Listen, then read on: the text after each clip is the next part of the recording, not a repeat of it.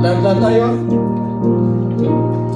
Go tell it on the mountain, over the hills and everywhere. Go tell it on the mountains that Jesus Christ is born. While shepherds kept their watching, or silent flocks by night, behold, throughout the heavens there shone a holy light. Go tell it on the mountains, over the hills and everywhere. Go tell it on the mountains that Jesus Christ is born. Okay, dyan na muna tayo. Thank you, you may be seated. Okay pa kayo? Okay, let's do this quickly. Lesson number 4, making a faith promise offering. Okay, just fill in the blanks para tupukin na natin yung tatlo. Paul presented the need of the church in Jerusalem. This is only a review. To the church in other regions, and they made a decision to send their help. Yan ang nakikita natin dyan sa mga verses na yan. The same is true with the account in Acts 11. Basahin ka natin yun, ma'am. Acts 11.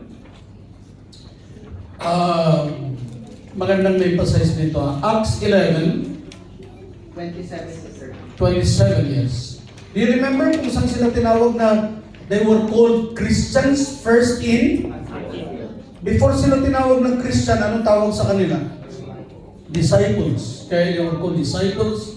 They were called Christians. Why? Because they were acting like Christ. Okay? They were behaving like Christ. Listen to this. And in these days came prophets from Jerusalem unto Antioch. How old was the church? Very young. Remember nyo? There was a persecution in the church in Jerusalem. They scattered abroad. Yung ibang mga nanampalataya, nakarating sila ng Antioch. The disciples stayed in Jerusalem. Okay, they started the church, and then Barnabas came over, saw the grace of God. We will mention that tomorrow.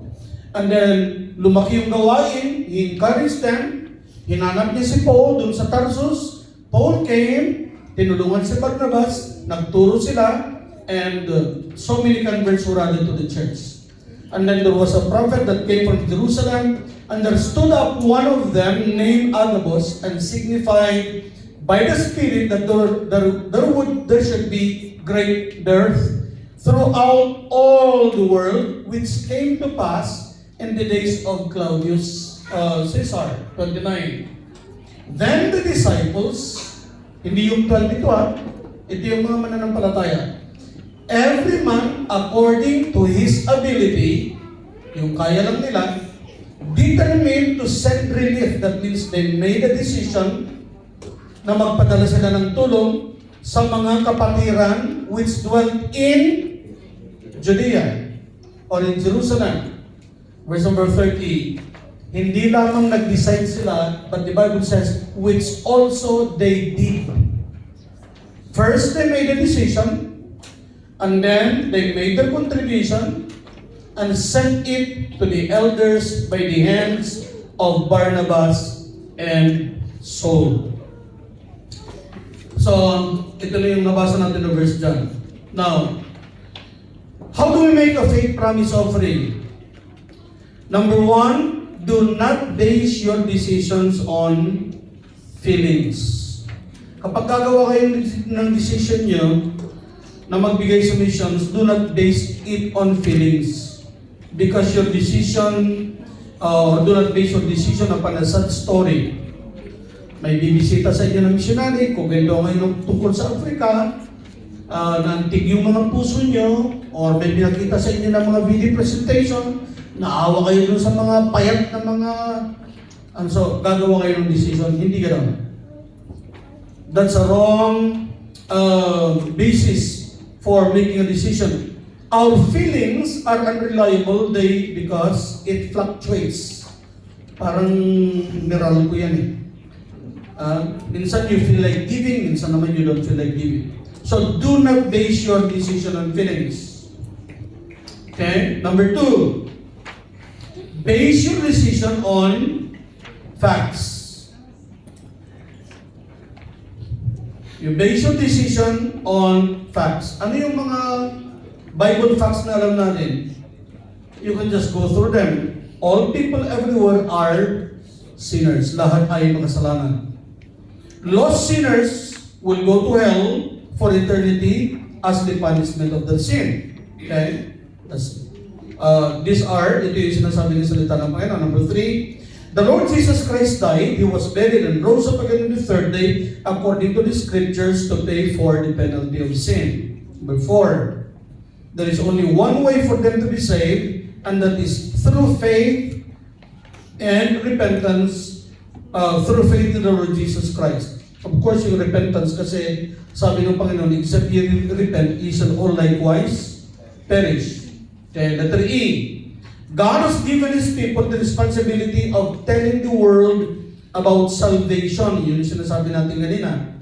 Through the Lord Jesus Christ, He gave us that responsibility. Letter F, this church, or Lighthouse Baptist Church, is not exempted from the work of world evangelism. Rather, we have the same responsibility as all true Bible-believing churches. And letter G is, we will be judged at the judgment seat of Christ for what we have done and how we use our material possessions. So, kung gagawa kayong decision, ito yung i-consider niya. Lahat ng tao makasalanan, pupunta sila ng impyerno, yung parang nagsusuluin. God gave you the responsibility of bringing the gospel to the lost sinners, and then balang araw, do you believe that someday we will stand at the judgment seat of Christ? Malinaw yan sa salita ng Panginoon. We will stand before the judgment seat of Christ, and we will be giving an account of what we have done. 2 Corinthians 5, chapter 5, verse 10. So do not base your decision on biblical facts, and make your decision based on faith. Yeah. We must realize the example that the Lord Jesus Christ gave to us. 2 Corinthians chapter 8, verse 9. We must recognize our Lord's teaching on giving. Ano nga sinasabi ng Bible with regards to faith? Faith cometh by hearing, and hearing by the Word of God. Hebrews 11:6, for without faith, it is what? Impossible to please God. So ito yung mga nakasulat sa Bible. We must believe that God wants us to support missions. We must believe that God will faithfully supply to us the amount that we promise. I-provide ng Panginoon niya. And we must believe that God will also supply our daily needs. So when you make a faith promise offering, do not make your decision based on feelings, but make your decision based on facts, biblical facts, and make your decision based on faith. Naniniwala ba kayo na kaya i-provide ng Panginoon pangangailangan natin? Kaya ng Panginoon yan. It is both a great responsibility and a great privilege to help in world evangelism. I am happy to commit myself to participate in faith promise offering. We believe God will provide for His work. We believe God will provide our daily need. And the question is, will you trust Him also? And finally, we come to this part, fulfilling our faith promise offering. So in the introduction, we already covered 4, and we are now in the 5th topic. Okay?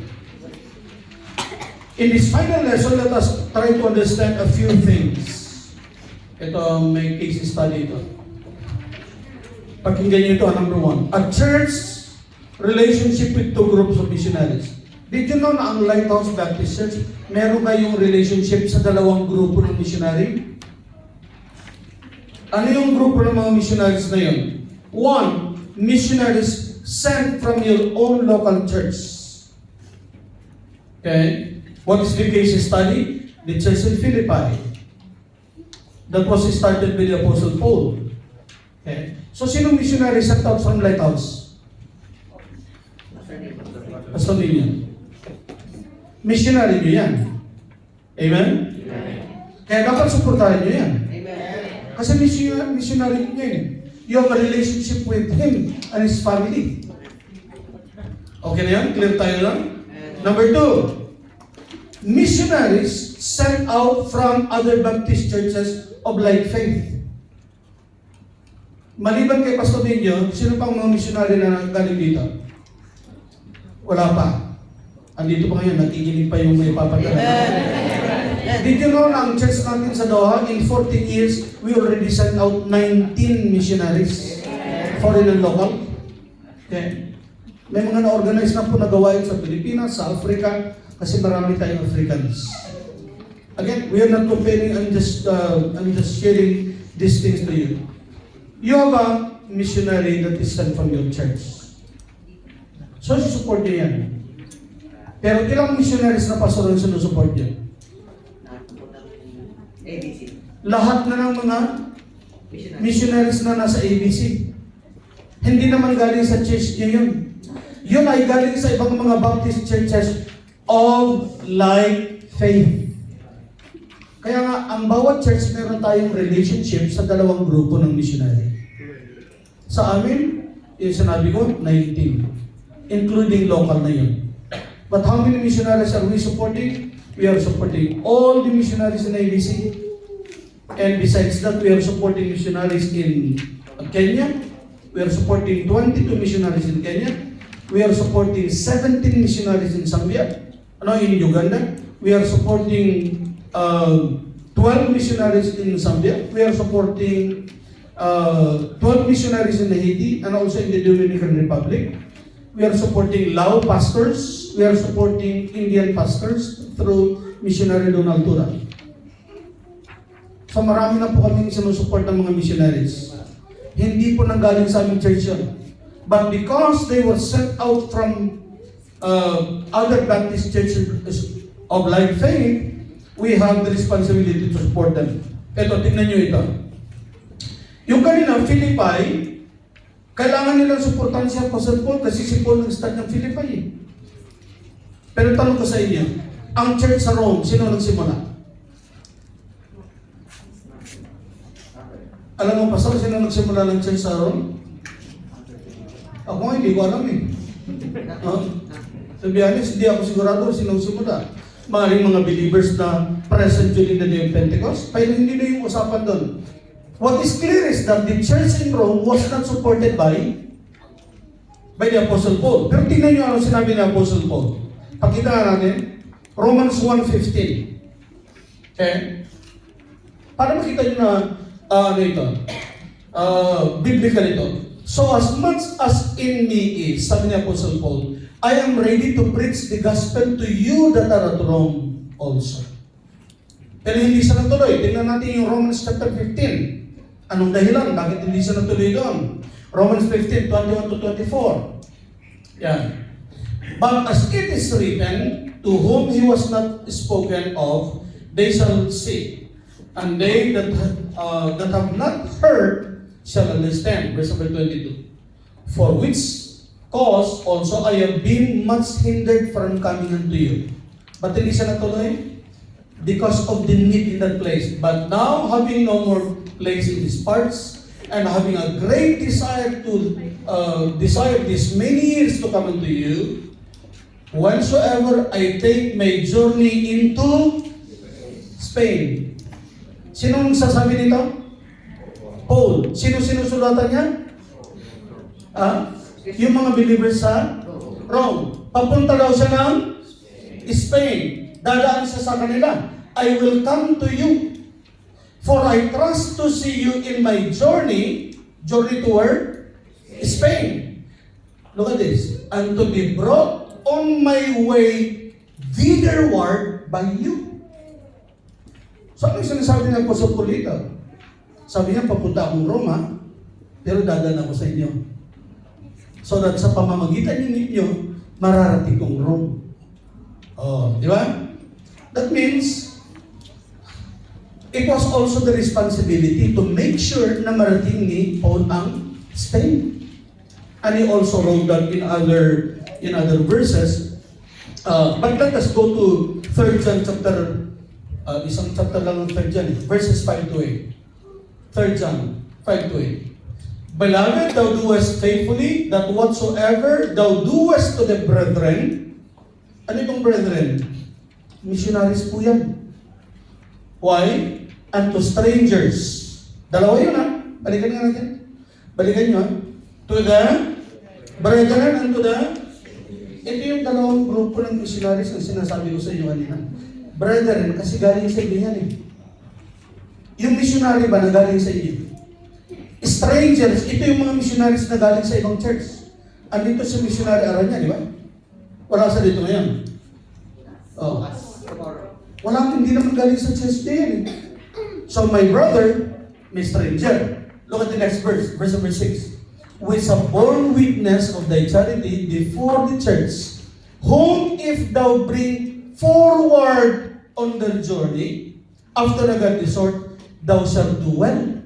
That means, pareho yung tulungan yan. Yung missionary na yan, na brother galing sa church nyo. At yung mga missionaries na considered strangers, missionaries from other churches, kailangan tulungan nyo sila. Ano sabi? Because that for His name's sake, they went forth taking nothing of the Gentiles, we therefore ought to receive such that we might be fellow helpers to the truth. Dalawang klaseng missionary po yan lagi. We have a relationship with two groups of missionaries. Missionaries coming from your church, and I hope that may susunod pa kayo pastor ninyo, and missionaries from other churches. No, we thank the Lord for missionaries for responding to God's call to go foreign lands to represent us. Kaya, ang sinasabi ko lagi sa BBC, basta may Baptist na missionary, kung saan man sila tinawag ng Panginoon, let's support them.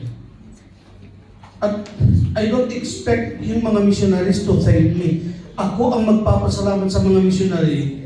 Saan yung mission field mo, Pastor? Abu Dhabi. Oh.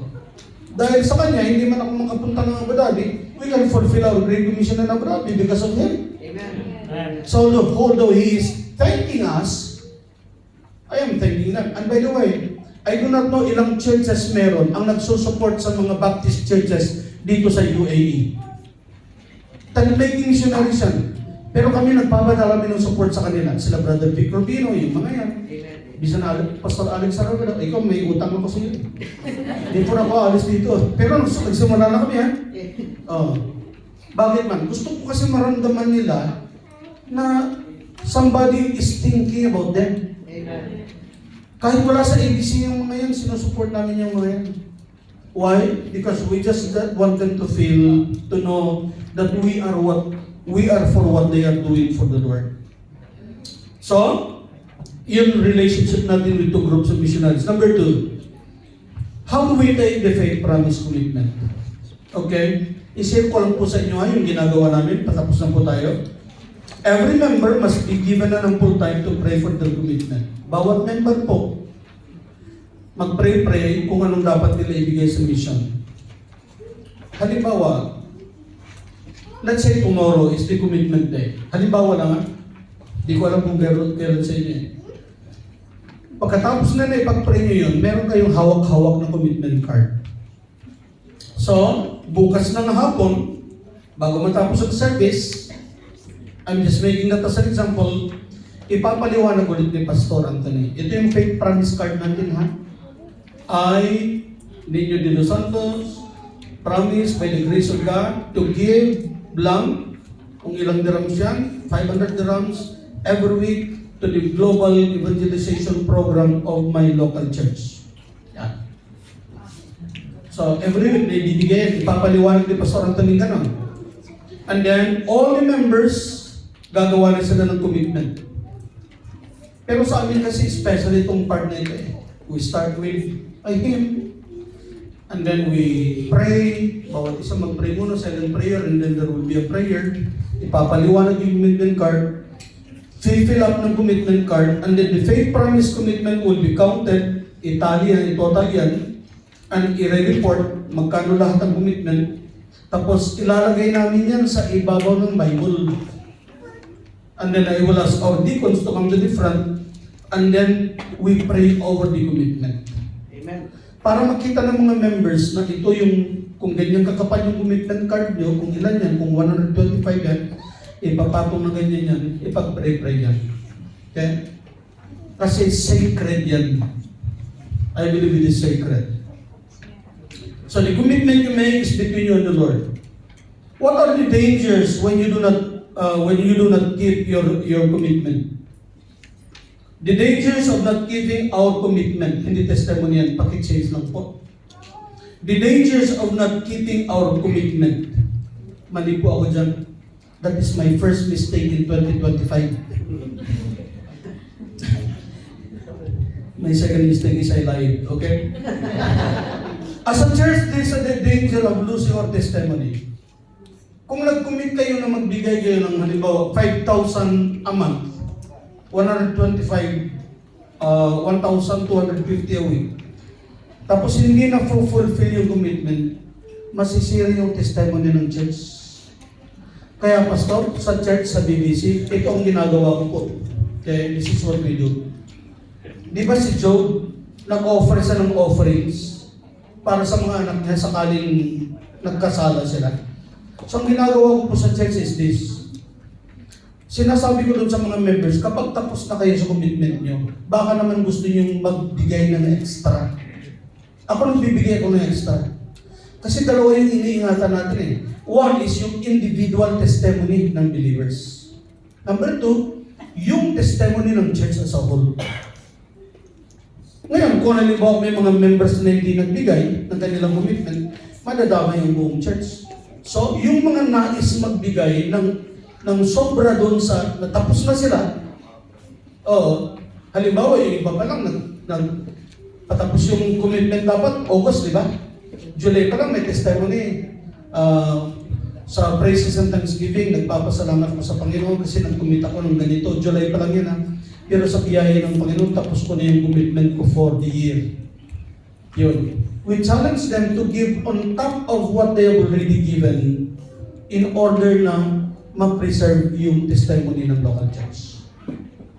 That's what we do in our church. Pero kapag hindi nyo tinupay yung commitment, masisira ang testimony ng local church niya. Ito sinasabi ko rin, as a pastor, I will be very ashamed in representing our church. Mahihiya akong mag-represent ng ating church. God's blessings will be withheld. Hindi na pagpapalain ng Panginoon yung church natin kung hindi natin tinutupad yung ating mga pangako sa Panginoon. Missionaries will not be adequately supported. Nakakalungkot yun. Number 3, lost sinners will be deprived of hearing the gospel and they will perish. Letter F, Satan will accuse us before God. May imagine mo yung ina-accuse tayo ni Satanas sa Panginoon na hindi natin natupad yung ating mga pangako. Our Heavenly Father will be very displeased when we break our vow. I hope next time kung ituturo nyo man itong material na ito, na babasahin nyo lahat ng mga verses. We do not have the time to do that. Okay? Psalm 76 verse 11, the Bible says, "Vow and pay unto the Lord your God, that all that be round about him bring presents unto him that ought to be feared." Hindi po masamang gumawa ng promise kasi sabi ng Bible, vow and pay that which thou was vowed unto the Lord. The vow we make is scriptural and sacred. It must be sustained. You have the example. Kung ano man po yung mga commitment natin, classify ko yung ating mga commitment into 3. Ano yung mga promises that we make?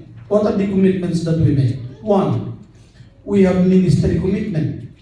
I'm sure may mga time na nag-pray si Pastor Anthony, nag-forward career dito. Gumagawa rin ng mga commitment sa Panginoon, promise sa Panginoon about ministry. Number 2, marital commitments. Kayong may mga asawa. You know, husband and wife, you made that promise to the Lord, dapat tutuparin yan. And your faith promise commitment. We must determine in our hearts that we will fulfill our vows to the Lord. Our ministry vows, our marital vows, and our mission vows. And by God's grace, we can fulfill this. kung darating yung time na wala akong maibibigay sa missions, kung kailangan kong manghiram para mabayaran ko yung missions ko, gagawin ko po yan.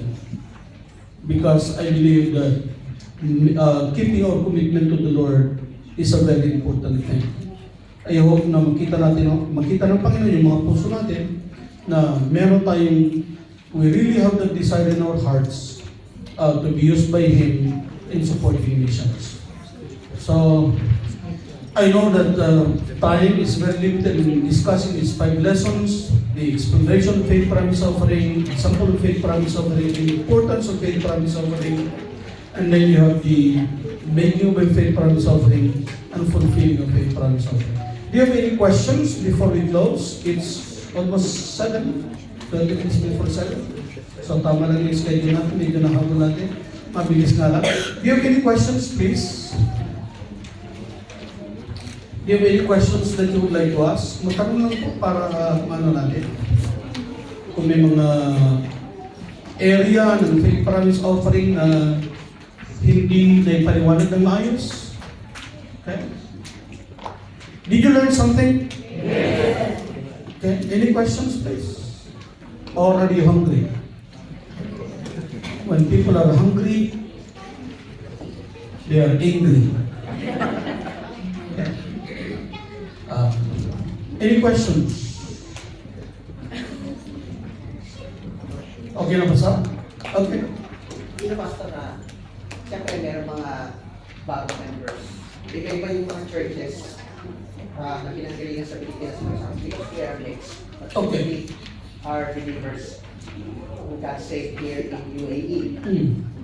So, pag naririnig ko lang ganito, so almost every month we have visiting missionaries Okay. here. And we're so happy and we're so glad. Kasi namubulat ang mga members. We already made before a commitment for a year na bibigyan namin ng weekly, kung napagin ko kanina, or monthly. But how do you challenge? For example, muna yung new believer Okay. to really understand it fully. Why am I supposed to give to missions? While I am struggling because I am new doon sa tithes and offering. Kasi that might be a question na pwedeng i-raise. And then, out of, tithes and offering, di matitira sa salary. Let's say, sabi ng income, ang salary ay 5,000. So, you remove just the tithes is 500. So, magbabayad ka pa ng club mo, pagkain, pamasahe, and everything. So, pag talagang tinotal nyo yun, medyo mahanapin, hindi mga nag-testify sabi na, Pastor, wala na talagang natitira eh. Kahit ano pang gawin natin. So, what do you suggest? It's a reality. Okay. Pero alam natin na yung Macedonia nga eh, as I read, from deep poverty, great trial of affliction, they gave, and even beyond their power. And probably, the Christian might object, well, iba yung kanilang panahon sa panahon natin.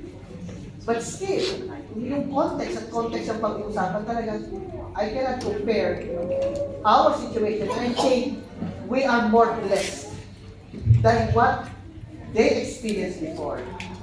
So how do you, Pastor, encourage a believer, especially yung mga bago? Very good question.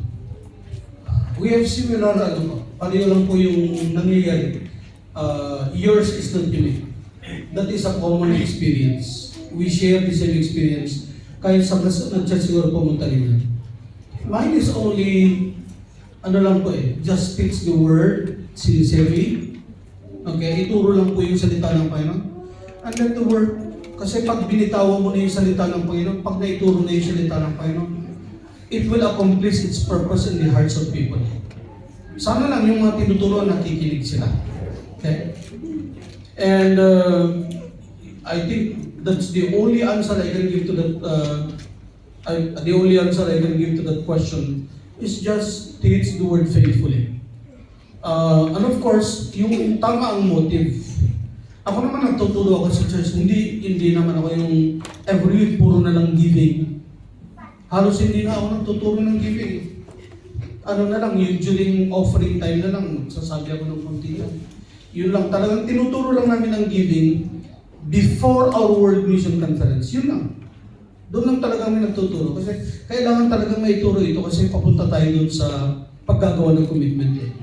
At alam nyo, sa mga members na nandito, kapag natutunan nyo ito, pagbalik nyo, pagpunta nyo sa ibang churches po, magiging blessing kayo sa church na pupuntahan niya. Halimbawa si Brother Renel Calio, dati pong Ilocano rin yun, from the north. Ang karamihan po ng testimony nila sa church is that hindi ko naririnig ang faith promise dati. Hindi ko alam yung, wala akong karanasan sa pagbibigay sa mission. Ang sinasabi nila, dito lang ako natuto nito. Nung si Brother Renel ay dinala ng Panginoon sa New Zealand, umattend sila ng church, hanggang naging medyo close siya doon sa pastor, binahagi niya yung pastor, yung missions na natutunan niya sa Qatar. Alam niyo yung pastor, na hamon na mag-start sila ng World Missions Program, and ngayon they are supporting missionaries also. And I'm very proud because it was Brother Renel that was used. Ang isa pa pong magandang gawin, pastor, besides na ituro ang salita ng Panginoon, it's also good to hear testimonies from time to time of members na ganun ang kalagayan nila dati, na nag-i-struggle din dati, pero nung matuto silang magbigay, doon nila na-experience yung blessing ng Panginoon. Kasi may mga ganyan eh. I'm sure in this big crowd, may mga ganyan na dati nag-i-struggle sila. Parang kung magkano yung kinikita, talagang parang sakto-sakto lang, they cannot afford to give anymore kasi talagang kasya-kasya lang. But they trusted God, they believed in God, hindi naman nagsisinungaling yung Panginoon. Ano sinasabi ba ng Bible? Give and it shall be given unto you. Sobra-sobra, good measure, pressed down, shaken together, running over, shall men give unto your bosom. Sino nagbigay? Ikaw lang. Give. Ikaw lang mag-isa yung nagbigay. But men, plural, shall give unto your bosom. Maraming pwedeng magbigay sa iyo. Because you can never outgive God. So number one is the challenge from teachers, from the pastor, at yung mga preachers, kung kayo nabigyan kayo ng pagkakataon na mag-preach, maganda rin i-share nyo yung experience nyo about giving. At from time to time, may mga members na magte-testimony, magpapatotoo, na ganun sila dati, pero nakita yung kung anong ginawa ng Panginoon sa mga buhay nila. And I think if new members will see that, at marinig nila from other believers, they will also be inspired to do the same.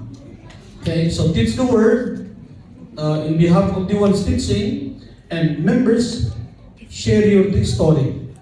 Okay? Whether in the pulpit or when you are talking to other members of the church. Kaya maganda kung may kinakausap kayo na ibang mga bago dyan, i-share nyo yung experience nyo. Na dati ganyan din ako, pero you don't have to be at the pulpit to share your testimony. Halimbawa, nag-fellowship kayo. Kwento mo yung ginawa ng Panginoon sa buhay mo with regards to your experience on the blessings of giving to the Lord's work. Okay? Because you can never outgive God. What you give will always come back to bless you. Bibigyan mo Panginoon ng isang kutsara, babalikan ka ng isang pala. Bibigyan mo pala, bibigyan ka wheelbarrow. Bigyan mo wheelbarrow, bigyan ng payloader. Hindi, you can never outgive God. And God is no man's debtor. Okay? Walang tao pwede magsabing may utang ang Panginoon sa kanya. Okay?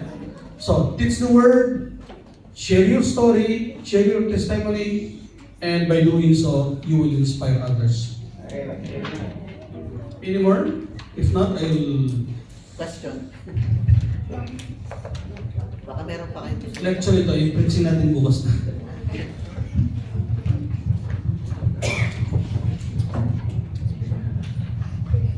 Alam nyo, buwan ko months, nirandam lang ni Pastor John yung lesson, but it is meant to be taught sa kanilang Friday school. Sa atin naman, Sunday na kasi tayo Dito po kasi nabago na. From Friday, dating Friday, Sunday na. So, siguro because of the Abraham Accord. So, salamat sa Panginoon dahil mas maraming nakaka-attend ng church sa mga panahon ngayon.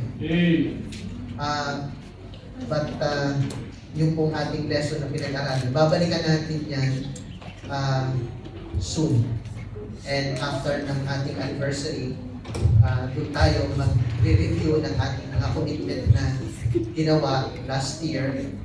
And I believe, kikilos po ang Panginoon. I believe, ay po sa akin personally while listening to Him, ang dami ko pong natutunan.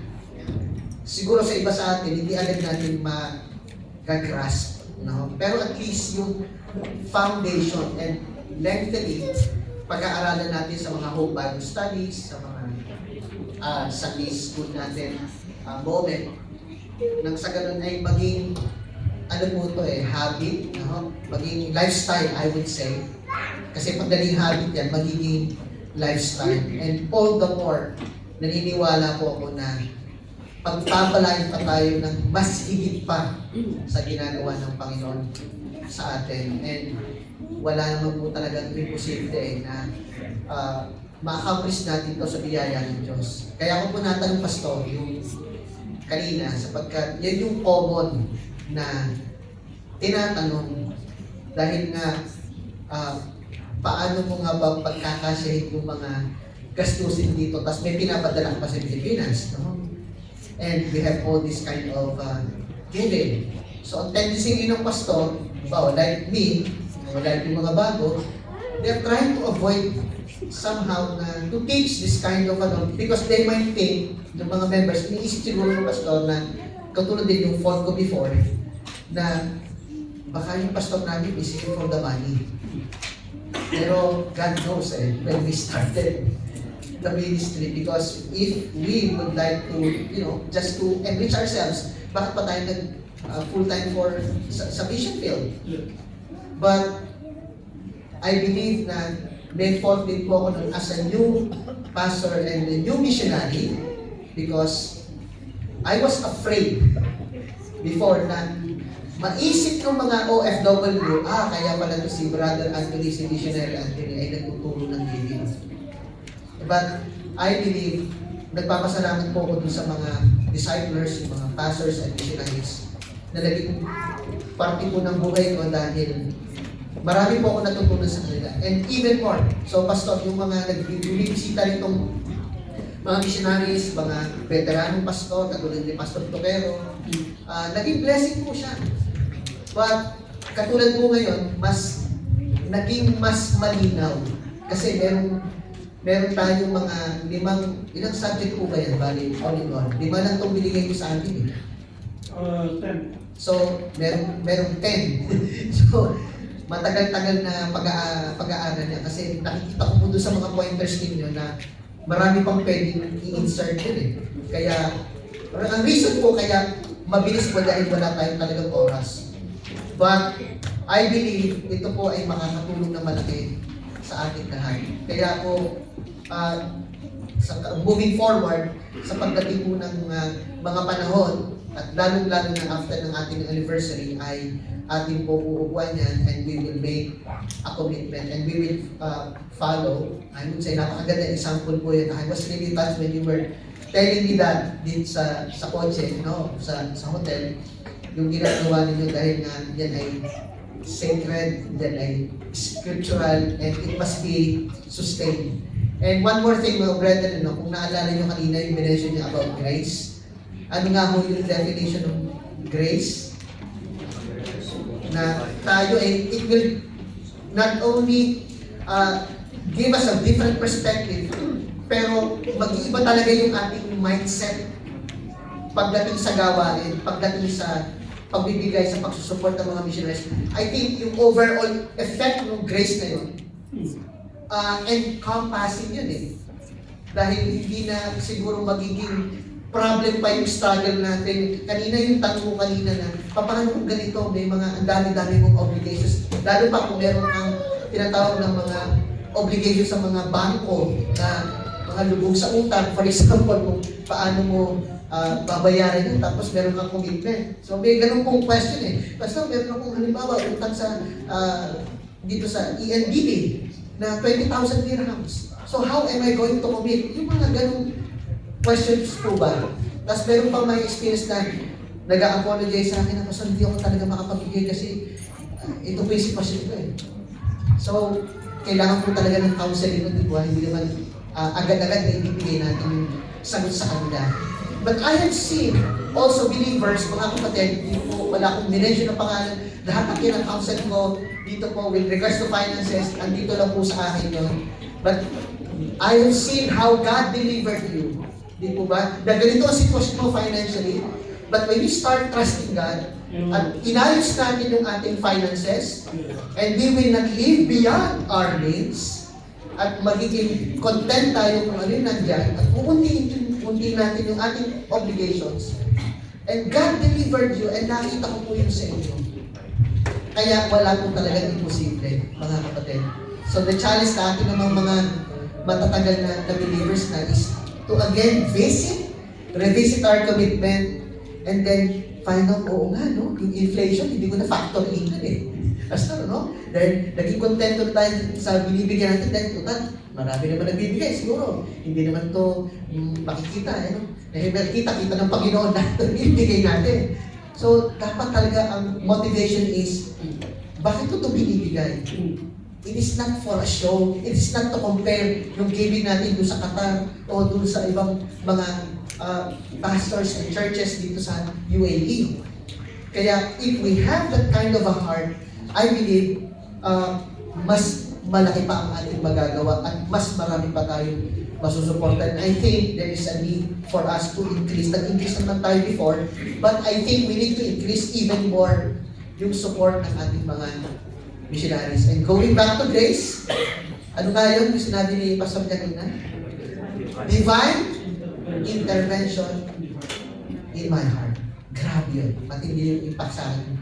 Mga kapatid, I hope na naging makabulot mo sa inyo yung statement na yun. And if we take care of God's business, we will take care of our business. Bahala ang Panginoon. And you have proven it. I have proven it myself, my family, and most of you alam niyo yan. And I know that God is going to work my belief. So, why don't we have something, hihing pa si Brother Robin, nakunan muna tayo ng isang picture. Ano bago yung picture, magkakaroon muna tayo ng, let's put this into practice. Bago ko makalimutan, I'd like to call the ushers. Ushers, dala ba natin yung ano? Yun. Ushers, pagkakaroon tayo ng commitment para sa ating missions, at yan po ilalagdag natin sa ating missions fund. Dahil meron po tayong bagong sinuportahan na mga bagong missionaries na na-approve po doon sa ABC.